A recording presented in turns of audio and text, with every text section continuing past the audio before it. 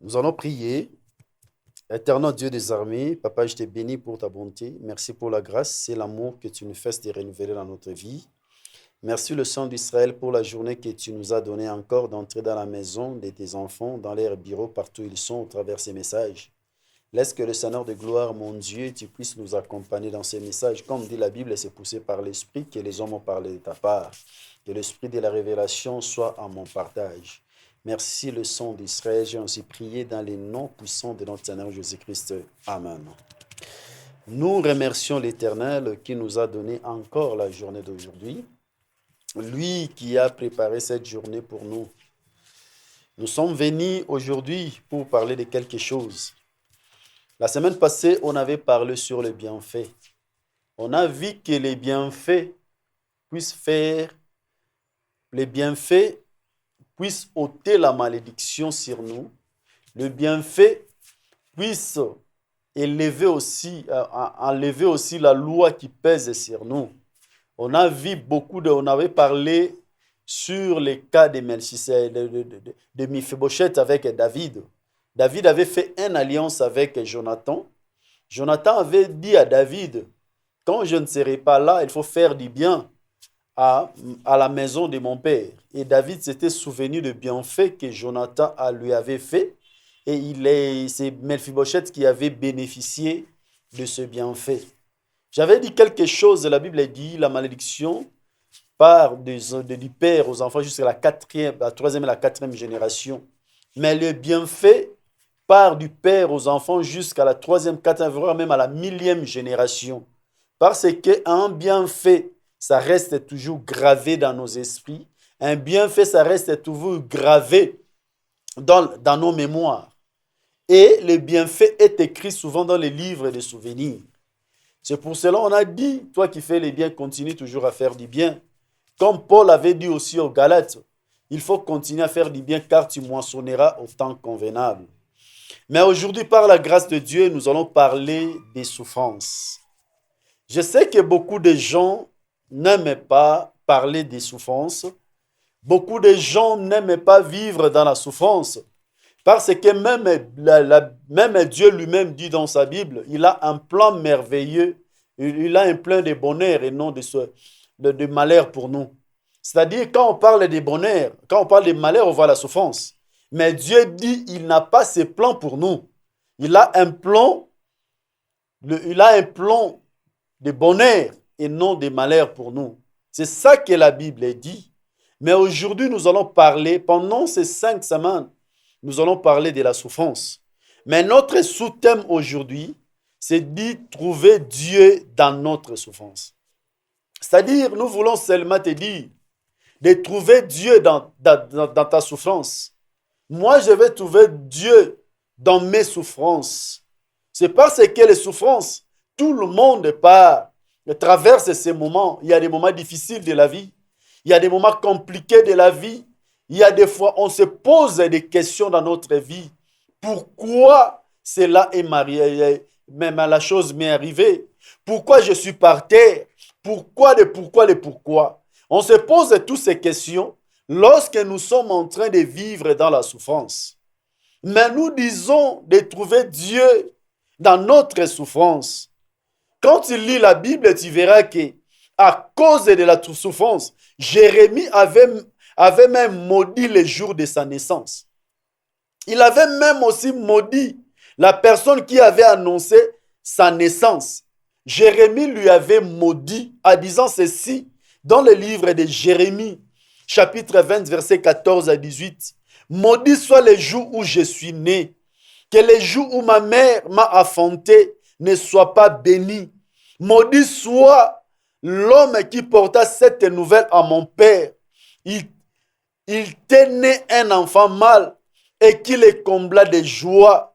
Que cet homme soit comme les villes que l'Éternel a détruites sans miséricorde. Qu'il attende des gémissements le matin et les cris de guerre à midi. Que ne m'a-t-on fait mourir dans le sein de ma mère? Que ne m'a-t-elle servi de tombeau? Que n'est-elle pas restée éternellement enceinte Pourquoi je suis sorti du sein maternel? Pour voir la souffrance et la douleur et pour consumer mes jours dans la honte. À cause des souffrances, à cause de la douleur, à cause de la honte, Jérémie avait maudit les jours de sa naissance. Il a maudit même un innocent qui était allé annoncer à son père que ta femme a enfanté un enfant mâle, que son père avait eu la joie. Cet message de cette personne, Jérémie a maudit la personne parce qu'il vivait dans la souffrance. Et bien aimé, personne ne peut vivre dans la souffrance et dans la paix. Personne ne peut vivre et passer dans les moments difficiles et avoir la joie. C'est dans ces moments que nous posons beaucoup de questions. C'est dans ces moments que nous disons que Dieu nous a abandonnés.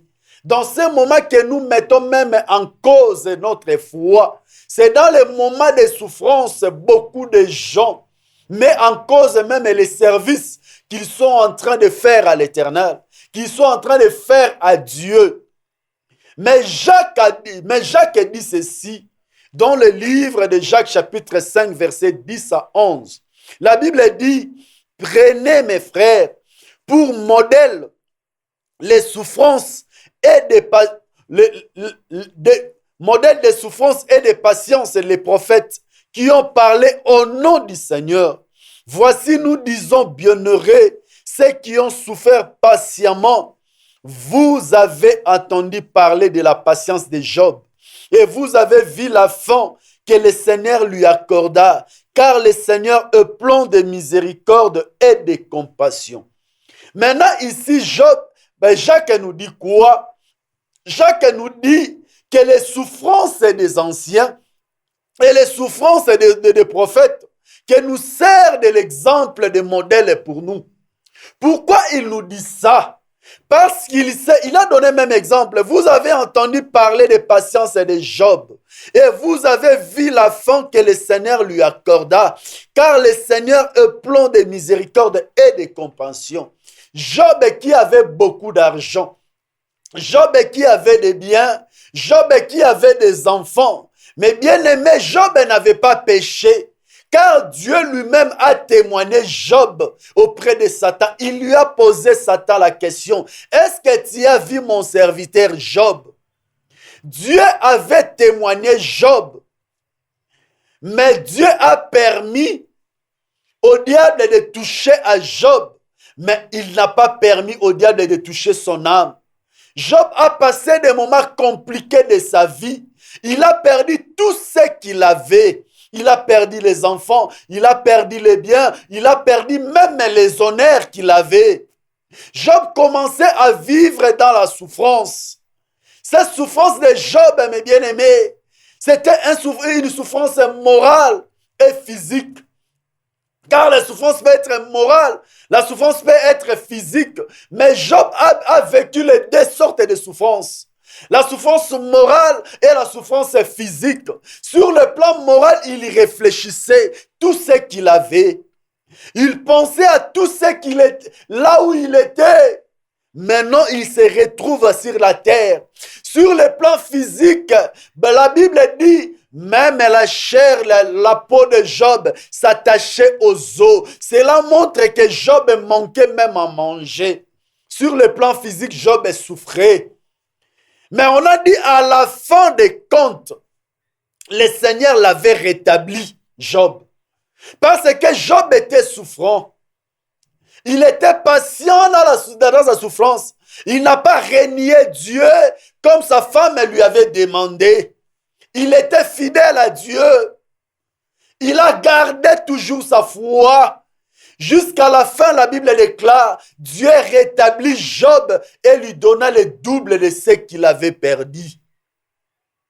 Et à la fin, Job a dit quoi? Mes oreilles ont beaucoup parlé de Dieu, mais aujourd'hui, mes yeux ont vu Dieu.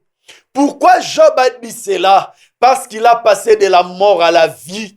Il a passé à l'humiliation aux honneurs. Il a passé à la honte aux honneurs. Il a passé par le hurlement aux acclamations.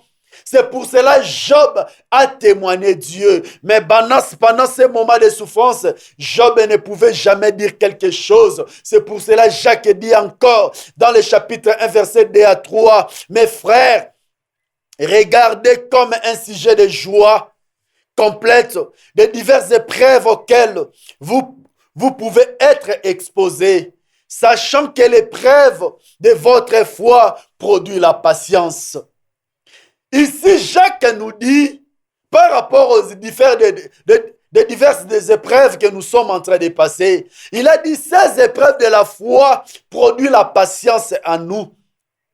Mais bien aimé, quand il dit dans le chapitre 5, de prendre pour modèle les souffrances, de patience et des prophètes, aujourd'hui nous allons voir un exemple de gens qui ont passé de la souffrance. Leur vie, ils se posaient des questions, ils ne savaient pas qu'est-ce qui lui arrive. C'est l'exemple de Joseph que nous allons parler aujourd'hui. La Bible dit, dans le livre de Genèse, chapitre 50, versets 15 à 20, ça c'était la conclusion que Joseph avait donnée à ses frères. C'est la réponse de Joseph à ses frères par rapport à tout ce qu'on lui a fait. Il a dit quoi? Quand les frères, la Bible dit, quand les frères de Joseph vinrent que leur père était mort, il dit, si Joseph nous prenait en haine et nous rendait tout le mal que nous lui avons fait, et ils firent dire à Joseph, ton père a donné cet ordre avant de mourir. Vous parlerez ainsi à Joseph, oh, pardonne les crimes de tes frères et leurs péchés, car ils t'ont fait du mal. Pardonne maintenant le péché de serviteurs du Dieu de ton père. Joseph pleurant en attendant ces paroles. Ses frères vinrent eux-mêmes se prosterner devant lui et il dit, nous sommes tes serviteurs. Joseph leur dit, soyez sans crainte, car suis-je à la place de Dieu? Vous aviez médité de me faire du mal. Dieu l'a changé en bien pour accomplir ce qui arrive aujourd'hui, pour sauver la vie à un peuple nombreux. Ici, c'était la conclusion de Joseph. Avant que Joseph parle de ça, mais bien aimés, nous tous, nous avons déjà écouté, nous avons déjà lu, on nous a déjà prêché sur l'histoire de Joseph. Joseph était un enfant parmi les 12 enfants d'Israël et Jacob. Joseph était les enfants, le premier fils de Rachel avec Jacob. Mais la Bible dit, Jacob aimait Joseph, il lui a donné la tunique de multiples couleurs. C'est ça le premier combat de Joseph dans la maison de son père. Et l'estime de Joseph, l'estime de Jacob vis-à-vis de Joseph, a fait que Joseph puisse vivre dans la souffrance dans la maison de son père. Parce que son frère les haït à cause de ces différences que le père avait pour Joseph. La deuxième chose, Joseph a eu un songe et il a raconté ça à ses frères.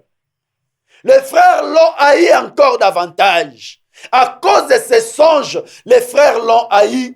La deuxième chose, mes bien-aimés, il a encore eu un autre songe. Mais les frères l'ont haï, mais le père l'a gardé dans son mémoire, en souvenir. Un jour, le père a envoyé Joseph pour aller voir ses frères. Or, c'était le père lui a fait entrer Joseph dans les chemins de sa destinée, mais les chemins de la souffrance aussi. Jacob ne savait pas que Joseph qui est parti, il va revenir encore. Si Jacob savait, il ne pouvait jamais envoyer Joseph pour aller donner la nourriture à ses frères. Regardez le monde, mes bien-aimés. Joseph était parti pour donner la nourriture à ses frères. Quand ses frères l'ont vu de loin, ils ont aperçu Joseph de loin. Ils ont dit quoi? Regarde, regarde Joseph qu'il vient, les faiseurs de songes. Nous allons voir aujourd'hui s'il va rentrer. Ils ont comploté contre Joseph. Ses propres frères l'ont comploté contre lui. Ils ont planifié à lui tuer. Mais comme Dieu était dans Joseph, comme Dieu était toujours derrière Joseph, comme Dieu, il était toujours avec Joseph, personne ne pouvait le trouver. Personne ne pouvait toucher sa vie. Personne ne pouvait le tuer parce que la main de Dieu était sur lui. La personne qui lui a donné les songes, c'est la personne qui lui a protégé. Ils ont complété pour tuer Joseph. Jusqu'à ce qu'on l'a jeté dans le puits. Il pensait qu'il va mourir là-bas. Dieu a commencé à parler à ses frères. Mais bien aimé, je vais te dire, là on est en train de planifier du mal pour toi. Sache que Dieu va élever un avocat parmi tes ennemis pour te défendre. C'est alors parmi eux, le premier a dit à ses frères, pourquoi tu es notre frère? Vendons-les, qu'ils puissent aller. Et nous allons dire à notre père que l'animal féroce l'a tué Joseph. Ils ont vendu Joseph. Regarde la vie d'un homme. On a vendu Joseph. Il est allé avec les Madianites. Quand il est parti avec les Madianites l'ont vendu encore dans la maison de Potiphar. Il était dans la maison de Potiphar. Il a eu un peu de la joie, un peu de l'espace, parce qu'il était dans la maison de Potiphar. Et Potiphar lui a donné le pouvoir sur tout et pour tout. Il lui a donné la responsabilité de tout. Mais il a dit à Joseph, ne touche pas à ma femme. Un autre terme, je vais te dire, que Potiphar a donné tout à Joseph, mais sauf les bonheurs. Car la Bible dit, celui qui trouve une femme trouve les bonheurs. Mais on l'a privé, Joseph, on l'a donné la richesse, on a donné le pouvoir, mais on lui a privé du bonheur. Mais le bonheur a poursuivi encore Joseph. Il est venu vers Joseph. Mais Joseph savait tout ce qu'il est en train de faire. Il n'a pas péché, il n'a pas fait du mal. La femme de Potiphar est venue vers Joseph pour chercher à coucher avec lui. Mais Joseph n'a pas voulu. Et il a laissé sa tunique. Il est resté, il s'est retrouvé où en prison. Regarde la vie d'une personne. D'abord, ses propres frères l'ont vendu. Il est devenu esclave dans la maison d'une personne. Et dans cette maison, la femme de Potiphar lui a cherché à coucher avec lui. Joseph n'a pas touché à la femme de Potiphar parce que Joseph craignait l'Éternel. Il savait, il est pour rien dans tout ce qu'il est en train de faire. Il se retrouve en prison. Dans la prison qu'il s'est retrouvé, il est devenu chef. Maintenant, dans la prison, il a quand même interprété les songes de la chanson du roi et des pénétiers. À la fin des comptes, celui qui était allé, il a oublié Joseph. Mais bien aimé, il y a beaucoup de gens que tu l'as aidé, que vous avez aidé dans la vie, ils t'ont oublié. Il y a beaucoup de gens que tu avais reçus même dans ta maison, ils t'ont oublié. Il y a beaucoup de gens que tu as donné à manger, tu as donné des habits pour se vêtir, ils t'ont oublié. Mais sache que si le monde t'oublie, Dieu ne peut jamais t'oublier. La chanson était partie. Il a oublié Joseph. Mais un jour, Dieu se souviendra de Joseph au travers Pharaon. Pharaon a reçu un songe. Il n'y avait personne qui devait interpréter les songes de Pharaon. C'est alors celui qui était sauvé, il s'est souvenu qu'il y a quelqu'un qui peut interpréter les songes. Joseph a quitté des prisons directement premier ministre dans un pays étranger. Mais pour être premier ministre, regarde les chemins que Joseph avait pris. Regarde comment Joseph a passé des moments difficiles de sa vie. Dans sa souffrance, Joseph n'a pas renié Dieu. Dans sa souffrance, Joseph n'a pas perdu sa foi. Dans sa souffrance, Joseph Il n'a pas fait du mal. Regarde là où il était. Il pouvait aussi aller coucher avec la femme de Potiphar. À coucher avec la femme de Potiphar, il devait avoir encore de l'influence dans cette maison. Il devait avoir encore des avantages dans cette maison. Mais il a dit non, je ne peux jamais le faire parce que je crains Dieu. Mais bien aimé, je vais te dire aujourd'hui, peut-être tu es en train de passer dans des moments difficiles de ta vie. Et tu commences à te poser des questions. Pourquoi je vis ça? Quel est le mal que j'ai commis? Qu'est-ce que j'ai fait pour mériter ça, ce que je suis en train de vivre aujourd'hui?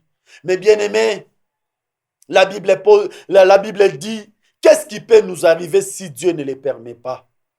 Dieu permet que tu puisses passer dans ces chemins. Car le désert est pour tout le monde. Le désert est pour tout le monde, mes bien-aimés. Regardez les gens qui sont élevés aujourd'hui.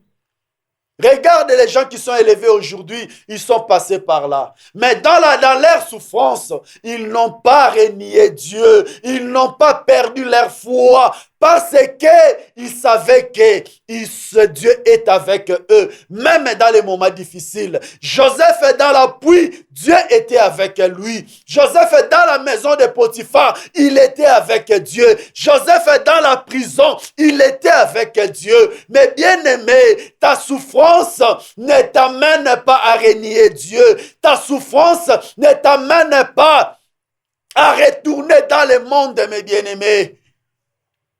Car la souffrance est un temps, la souffrance est un moment que tu es en train de traverser. Peut-être tu es comme Job, tu avais des sociétés, tu avais des enfants, tu avais beaucoup de choses et que tu l'as perdu, tu es resté seul. C'est ça le monde, mes bien-aimés. Peut-être Dieu a permis que tu puisses passer dans ces moments pour comprendre qui est tes frères, qui sont des véritables, mais qui sont les véritables frères.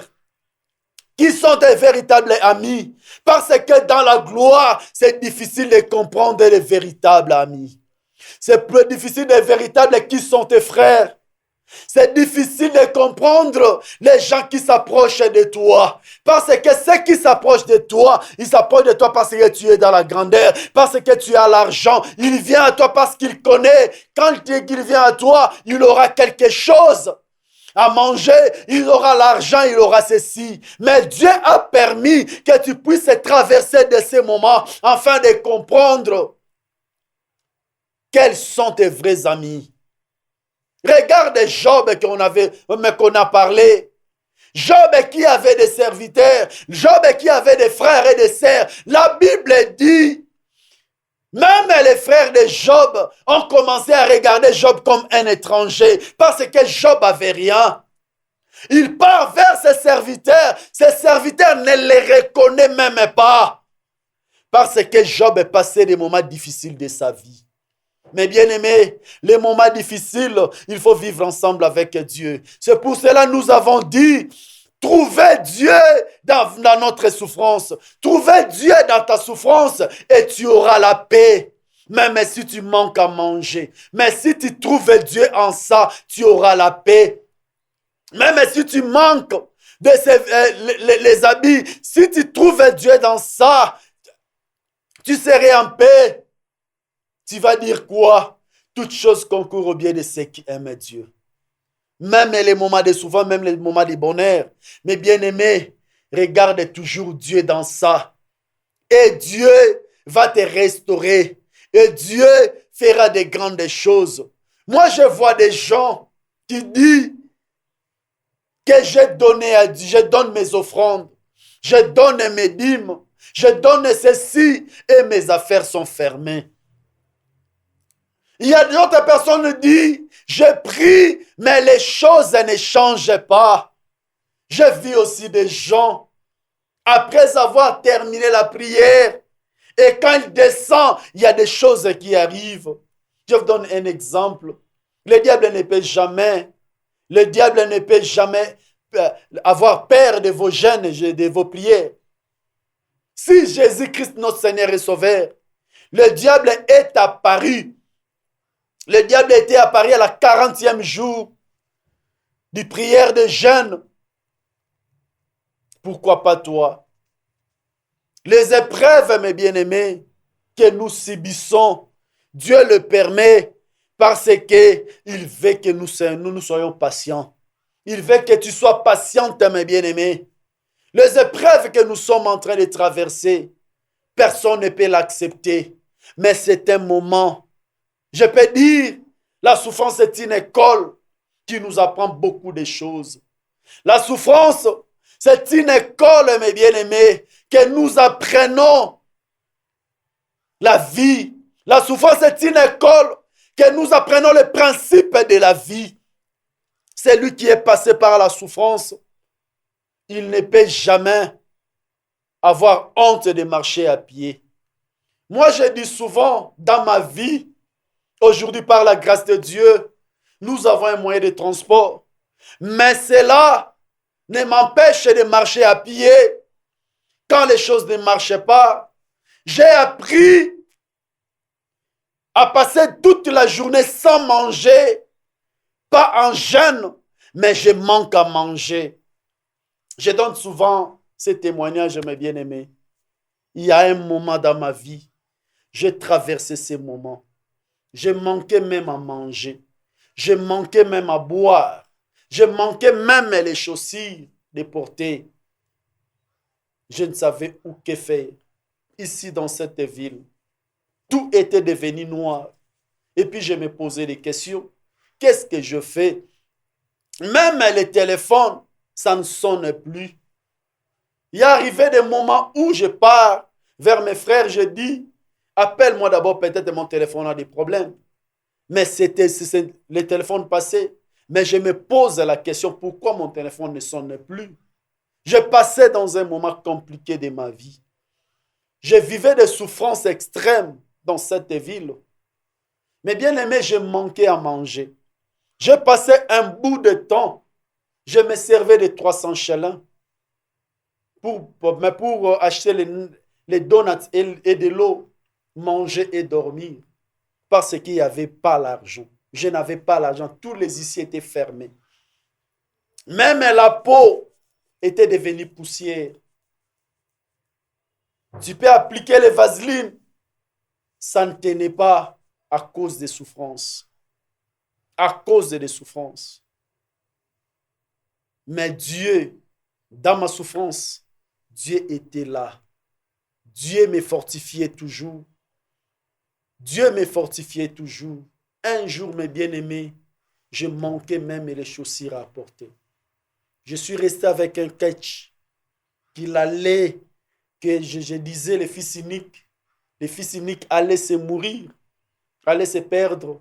On était quelque part dans une prière, Dieu a parlé à un frère de me donner les chaussures. Le frère, aujourd'hui, il est en Australie. Il m'a donné une chaussure, moi qui porte 41, 42. Il m'a donné une chaussure 44. Je ne pouvais rien faire. Il faut mettre des choses pour en apporter. J'ai passé dans ces moments. Je manquais à manger. Je manquais même à boire. C'était le temps compliqué de ma vie. Mais dans mes souffrances, Dieu était là. Dans mes souffrances, j'ai trouvé Dieu dans mes souffrances. Parce que je ne manquais pas à boire, même le pain là. Je ne manquais même pas ces donuts là. Dieu me fortifiait toujours. C'était comme dans le désert. J'étais avec Dieu et Dieu était avec moi. Mais les jours où Dieu s'est révélé à moi, les jours où Dieu a dit c'est la fin, mes bien-aimés, Dieu a fait de moi ce que je suis aujourd'hui. Je ne dis pas que j'ai beaucoup, non, mais ce que je suis aujourd'hui, ce que j'ai aujourd'hui, je remercie l'Éternel parce qu'il était avec moi.